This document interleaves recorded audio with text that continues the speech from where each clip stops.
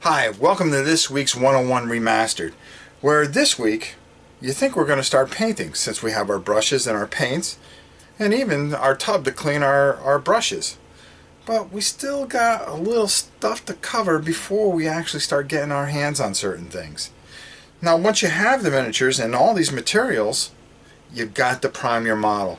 So right now we're going to cover how to prime, what to prime with, and where to prime. Where's safe, where's not safe. So let's get started and let's take a look at priming. Now there's a lot of different types of primers. The real high end are the Citadels, the Army Builder, the Valero. I mean, all the major paint companies make their own primer. But do you really want to spend $17 on some of these? I mean, I've seen them up to $17 for a can of spray paint essentially.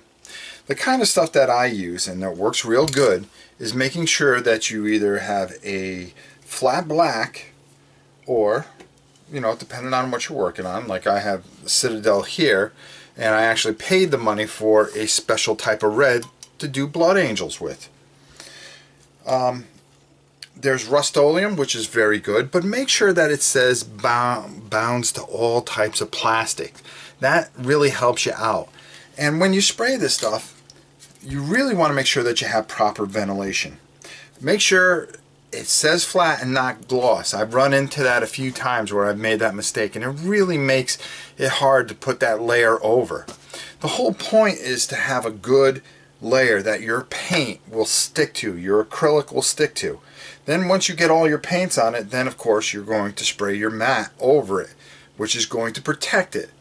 But the most important thing is getting good coverage a lot of times with your primers.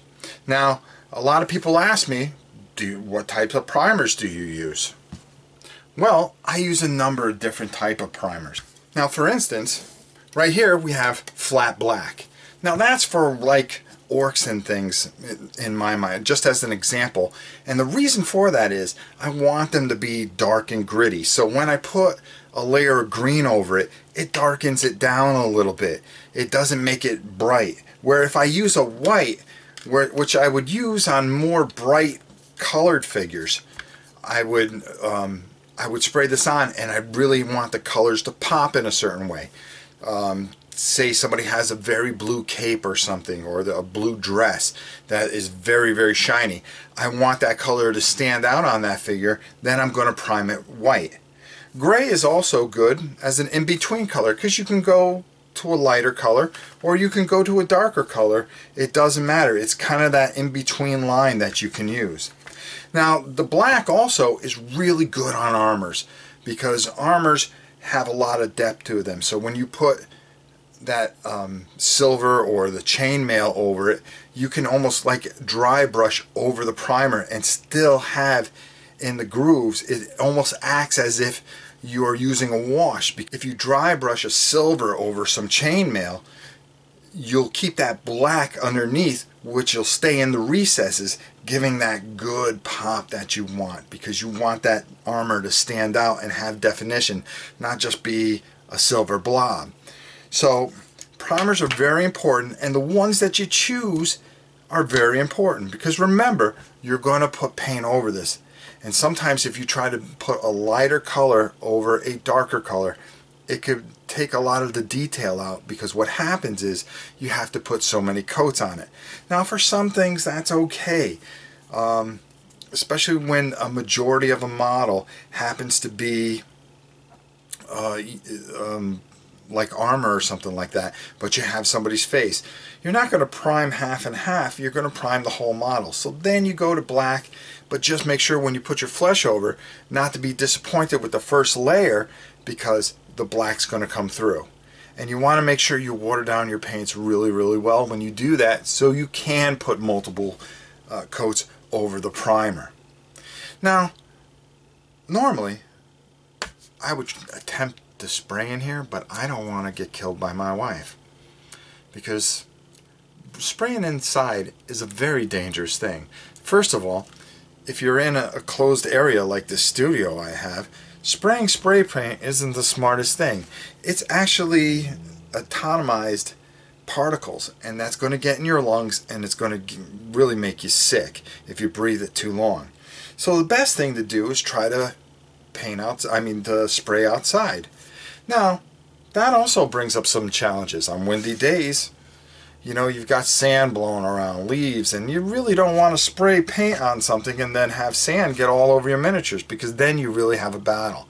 So the most important thing is to make a station.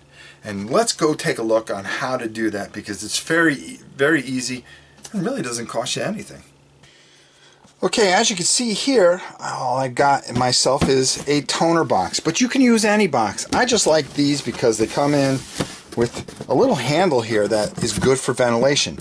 And we're not going to cut the back here, we're actually going to be cutting in the front, and that is where we are going to get our ventilation from.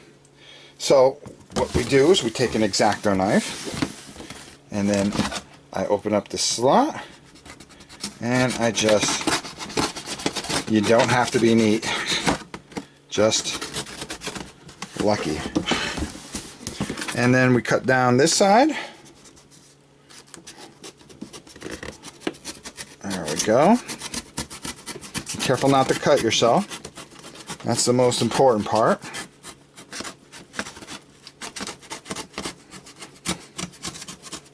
Alright, then, voila, instant paint station. Now we'll cut this part off, this part here, right along the edge here, because what we're going to do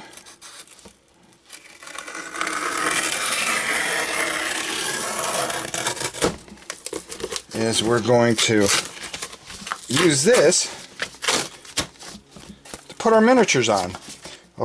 Muddy putty or any kind of clay or anything, and just stick our models on here. So when we paint outside, we have this thing where we have control of our miniatures, and we're able to turn them around and spin them without having to turn each miniature. So when we're spraying, we're going to be spraying right into here with the ventilation coming out. And these things are actually really good for airbrushing as well, another subject that we will be covering in the near future. Now also what I like to do is I like to take some tape and just put the tape here, and then another piece over on the other side here, as you can see, and that keeps our box pretty solid. So when we're working in here, and you can cut this down or trim this down if you like, and just so you can maneuver it and keep it in here. Now this also works really well for also airbrushing, because it has the ventilation in the back here, just like I had showed you, and we'll get the excess to come out. So when we go outside, this also protects your models when you're spraying and keeping at a distance. You can make a little mark to make sure that you're 6 inches away. You can actually measure. You could put this here, and then you have 6 inches away to work on your units. Turn it around and spray again. I'll actually show you how we do that outside. And when you're done, to keep from the fumes going, you just close it right on up. And if you want, sometimes I just put a little bend in it so it kind of just fits right in there, like so. And you got yourself a little workstation, so it keeps all the fumes and everything condensed into the box. And then when you're done, you pull out your miniatures. So why don't we go outside and take a look and see how this works. So as you can see, we have a pretty windy day here in Central Florida, which is kind of shocking. Now this is going to protect us and help us paint this guy with very little problem. And I'm sorry if you get a lot of wind noise. And as you can see, it's a windy day, so this is a perfect day to show you how this thing works. Now the most important thing is to shake up your primer. Then, all I did was put a little muddy putty underneath here to hold the figures in, and then begin spraying. And as you can see, all the spray is going in here and not blowing all over the place. You turn it, And you want to stay about 6 inches away. And it's as simple as that. If you've missed any spots, just take a look, move it around, and as you can see, perfectly primed figures. Now back in the box, close the lid.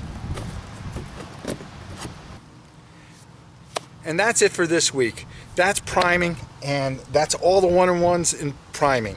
Using a good primer, one that bonds the plastic, is flat black, and has good coverage, keeping 6 inches away, and having a good housing where to spray into is ideal for what you need to do. Now, with that said, that's it for this week, and we'll see you next week with the next 101 remastered. I'm Rob Oren. Have a great week.